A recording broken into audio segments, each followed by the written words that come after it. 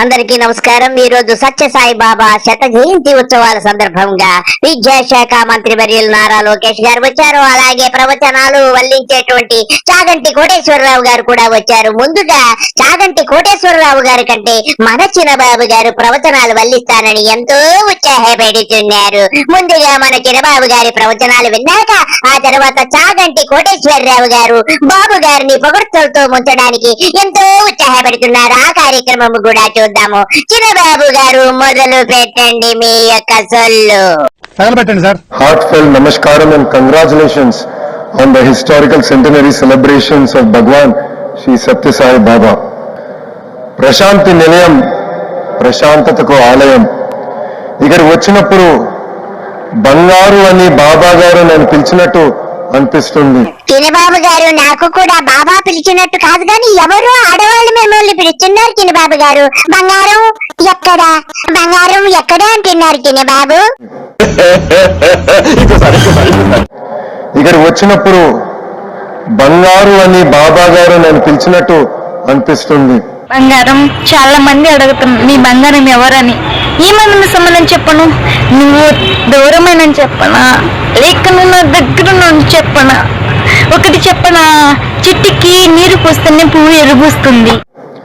శ్రీ సత్యసాయి బాబు గారి శత జయంతి ఉత్సవాల్లో పాల్గొంటాం నా అదృష్టంగా నేను భావిస్తున్నాను. మనం నిజం మాట్లాడితే సత్యసాయి బాబా మన మధ్యలో ఉంటారు. భగవాన్ చెప్పినట్లు సేవే మన కులం, సమానత్వమే మన మతం.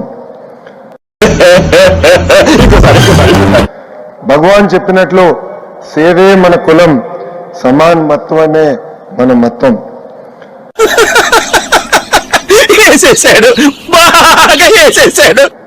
బాబు గారికి నత్తి బాగా ఎక్కువైపోయింది. సేవే మన కులం, సమానత్వమే మన మతమని చెప్పాలి. చిన్న బాబు ఎన్నిసార్లు చెప్పాలి నీకు?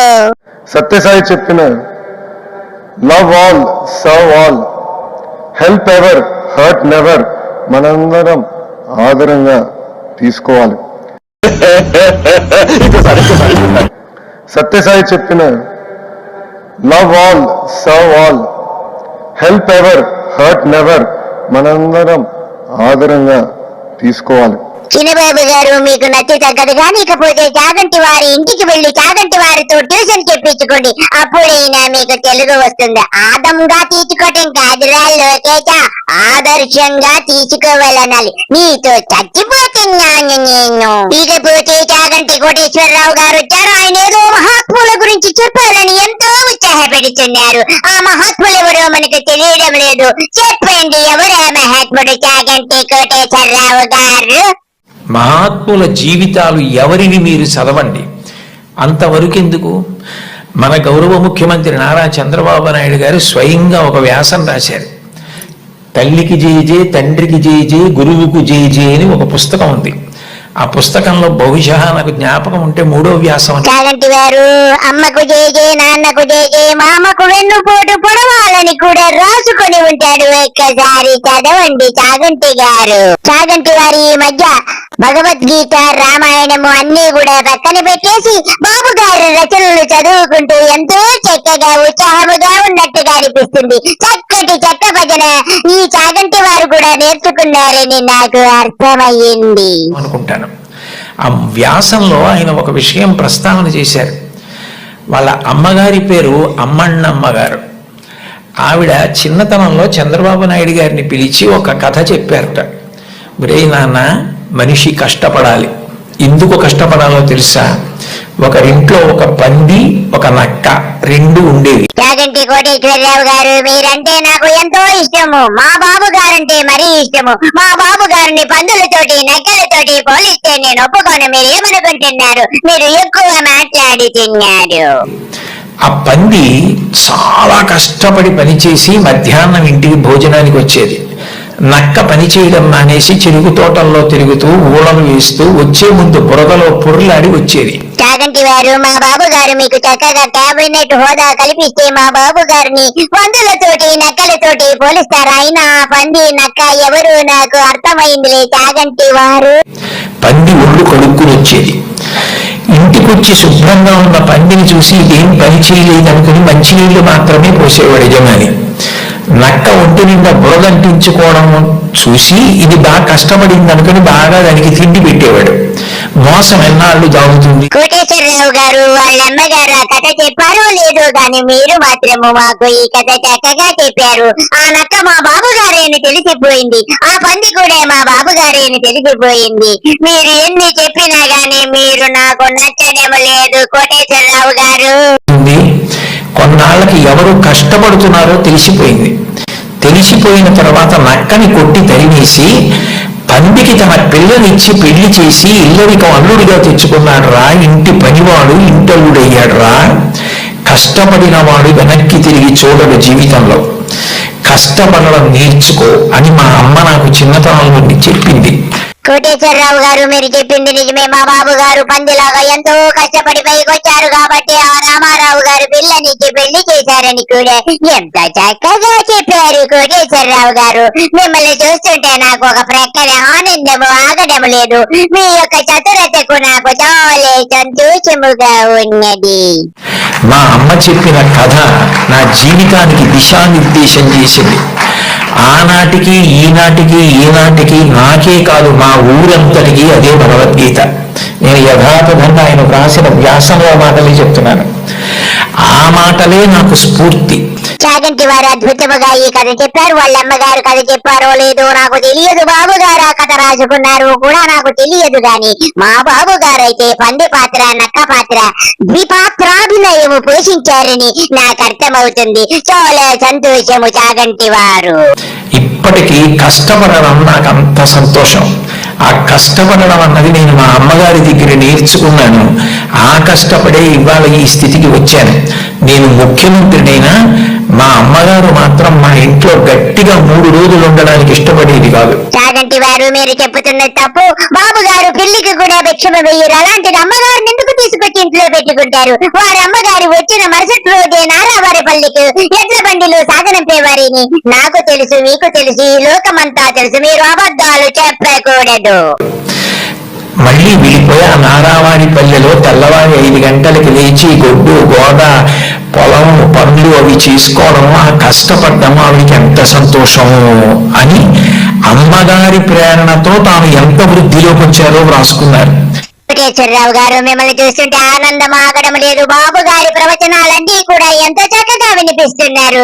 మీరు భగవద్గీతని విడిచిపెట్టి బాబు గారి ప్రవచనాలు చెప్పడంలో నిమగ్నమైపోయారు. మీకు నా శుభాకాంక్షలు. ఇలాగే కలకాలము వర్ధిల్లండి. ప్రజల్లో విలువలు పెంచేదానికి ఆధ్యాత్మిక సేవ అందిస్తున్న బ్రహ్మశ్రీ చాగంటి కోటేశ్వరరావు గారికి నా హృదయపూర్వక నమస్కారాలు. నా గుండెల్లో పెట్టుకుని కాపాడే మా పిల్లలందరికీ పేరు పేరున నా హృదయపూర్వక నమస్కారాలు. చిరబాబు గారు గుండెల్లో ఎట్టుకొని కాదు, గుండెల్లో ఉన్నటువంటి పిల్లలందరికీ నా హృదయపూర్వక దీవెనలని చెప్పాలి. అంతేగాని పిల్లలకు కూడా నమస్కారం చెప్పడం ఏమిట్రా నాయనా నీ సంస్కారం? నీకు బాగా మతి భ్రమించిపోయి నీ ఇష్టం వచ్చినట్టు మాట్లాడుతున్నావు. చాగంటి గారు ముందర మాట్లాడటం చాలా కష్టమైన పని. ఆయన ముందు మాట్లాడతామంటే హనుమంతుడు ముందర కుప్పగంతలు వేసినట్లే. చాగంటి వారి ముందు మాట్లాడడం ఇష్టం లేకపోతే వెనక్కెళ్ళి మాట్లాడు. అంతేగాని కుప్పెగంతులు అనుకో, కుప్పెగంతులు అని అనాలి. కుప్పెగంతులు అన్నాకి ఇంత కర్మేంద్రా లోకేశ, నువ్వు విద్యామంత్రి అని చెప్పి యావత్ రాష్ట్రపతులందరూ కూడా బాధపడుతున్నారు. మీరందరూ ఆయన మాటలు వినేదానికి వచ్చారు, ఆయన ప్రవచనం వినడానికి వచ్చారు. లోకేష్ గారు ఎంతో చక్కగా చెప్పారు. మీ మాటలు విన్నాక కాదు, ఆయన ప్రవచనాలు ఏమన్నా చెబుతారేమో చాగంటి గారని వచ్చాము.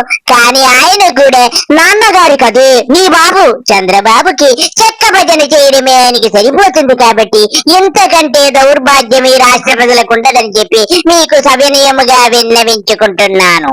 సో నేను ఎక్కువ సమయం తీసుకోను, 2-3 మాటలు చెప్పి నేను ముగిస్తాను. చాగంటి కోటేశ్వరరావు గారిని నైతిక విలువల పైన సమాజంలో మార్పు తీసుకొచ్చేదానికి నియమించాలనే నిర్ణయం తీసుకున్న ముందల గౌరవ లోకేష్ బాబు గారు ముందల కాదురా నాయన ముందర నిర్ణయం తీసుకునే ముందర అనాలి. నిర్ణయం తీసుకునే ముందర మీ నాన్నగారు మీరు చెమ్మా చెక్క ఆడుకొని నా చాగంటి కోటేశ్వరరావు గారిని పెడదామని నిర్ణయించుకున్నారని యావత్ రాష్ట్ర ప్రజలందరికీ తెలిసి ఈ సొల్లు కబుర్లన్నీ ఎందుకురా నాయనా? గౌరవ ముఖ్యమంత్రి గారు నన్ను పిలుస్తాం జరిగింది. ఏం చేస్తే బాగుంటుందని గౌరవ ముఖ్యమంత్రి గారు నన్ను అడిగారు. లోకేష్ నేను చెప్తా, గౌరవ ముఖ్యమంత్రి గారు పిలుస్తాను. నాన్నగారు మీరు ఏం చెప్తే నేను అదే ఓగే అంటాను కదా, నీకు తెలియదా అని చెప్పి నువ్వు అని ఇంతవంతే కదా. ఏ నిర్ణయం తీసుకున్నా ఒక విద్యాశాఖ మార్చులుగా మేము ఆ నిర్ణయం కట్టుబడి ఉంటామంటే అప్పుడు ఒక్క క్షణం కూడా ఆలోచించకుండా చాగంటి కోటేశ్వరరావు గారిని ఏకంగా కేబినెట్ ర్యాంక్ ఇచ్చి ఆంధ్ర రాష్ట్ర ప్రభుత్వానికి సలహాదారుగా నియమించారు గౌరవ ముఖ్యమంత్రి శ్రీ నారా చంద్రబాబు నాయుడు గారు. మట్టి కుండలాగా మారుతుంది, శిలా శిల్పం అవుతుంది, విత్తనం పెద్ద చెట్టు అవుతుంది. నేను అమెరికాలో ఎంబీఏ చేసినప్పుడు ఫస్ట్ ఇయర్ అయిన తర్వాత నాకు పెళ్ళయింది. చిన్న వయసులో బ్రహ్మీకి నాకు పెళ్ళయింది. అప్పుడు పనులు మేము ఇద్దరం 50-50 చేసుకున్నాం. ఏం మాట్లాడుతున్నావురా, నరాలు కట్ అయిపోయింది. ఒకసారి ఆమె లాండ్రీ చేస్తే ఇంకోసారి నేను చేశాను. మాకు ఎలాంటి ఫీలింగ్ లేదు. ఏం చేద్దామంటావు మరి? ఏం చేద్దామంటావా? నా ఇంజనీరింగ్ కానివ్వండి, నేను నా పని కానివ్వండి, దాని తర్వాత నా ఎంబీఏ కానివ్వండి, నేను అమెరికాలో చేశాను. స్టాన్ఫర్డ్ యూనివర్సిటీలో నేను ఎంబీఏ చేశాను. చాలా మంది నన్ను ఒక విషయం అడిగారు, ఏంటి సార్ అది? స్టాన్ఫర్డ్ లో ఎంబీఏ చేశావు, తిరిగి భారతదేశానికి వచ్చావు, స్టాన్ఫర్డ్ లో నువ్వు ఏం నేర్చుకున్నావు అని అడిగారు. చెప్పు, చెప్పి తగలడు. స్టాన్ఫర్డ్ ఎంబీఏలో ఫైనల్ ఎగ్జామినేషన్ లో టీచర్లు ఉండరు, ఇన్విజిలేటర్లు ఉండరు. ఎగ్జామ్ పేపర్లు తీసుకొచ్చి అక్కడ టేబుల్ పైన, ఇంత పెద్ద హాల్ ఉంటే టేబుల్ పైన ప్రొఫెసర్ గారు పెట్టి వెళ్ళిపోతారు. మాకు ఒక ఆనర్ కోడ్ సిస్టమ్ ఉంది. ఆల్టర్నేట్ చైర్ లో కూర్చోవాలి. నేను కాపీ కొట్టను, ఎవరైనా కాపీ కొడితే రిపోర్ట్ చేస్తాను. సుమారుగా అంటే 2 సంవత్సరాల్లో ఒక 30-32 ఎగ్జామ్లు మేము తీసుకుంటాం. ఒక్కరు కూడా కాపీ చేయాల. అంటే ఆ రోజు మాకు అనిపించింది, ఒక విశ్వవిద్యాలయం మా పైన పెట్టిన పవిత్రమైన బాధ్యత ఇది.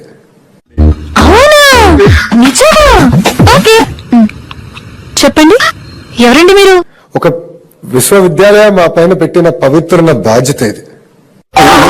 చిన్నపిల్లల దగ్గర చాక్లెట్లు పెట్టేసి చింపాంజీ విధాలుగా ఫేస్ ఏంట్రా దరిద్రుడా? ఆ మార్పు నాలో తీసుకొచ్చింది. ఇప్పటి వరకు చూచారు కదా మా నత్తిలకు నాకు కూడా నచ్చొచ్చేస్తుంది. మా లోకేష్ గారిని చూసాక నాకు కూడా నచ్చొచ్చేస్తుంది. కాబట్టి ఈ నత్తి లోకేష్ గారి గురించి మనం ఎంత తక్కువ చెప్పుకుంటే అంత మంచిది. నత్తి లోకేష్ గారు మన విద్యాశాఖ మంత్రిగా ఉండటము మన దళిద్రం అని చెప్పి నాకు అర్థమవుతుంది. నాకు కూడా నత్త ఎక్కువైపోయింది కాబట్టి అందరికీ నమస్కారము. బాయ్.